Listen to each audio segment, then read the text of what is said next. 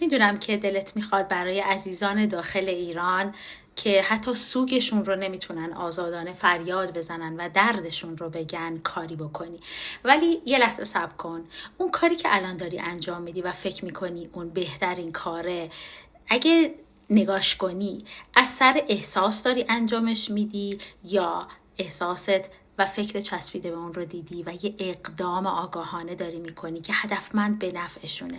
مثلا کامنت گذاشتن و بحث کردن با آدم هایی که انتخابشون رو کردن و به هر دلیلی که به نفعشون هست دوست دارن یه مسیری رو برن، فایده‌ای بر بچه‌های ایران داره یا نه؟ وقتی اونجا انرژی تو هدر میدی، از خودت بپرس حالا اون انرژی رو دارم که بتونم کمک بکنم هدفمند و بتونم کارهایی رو بکنم که در واقع فعالیت من یه سودی بر بچه ها داشته باشه. فقط دعوتت میکنم بهش فکر کنی.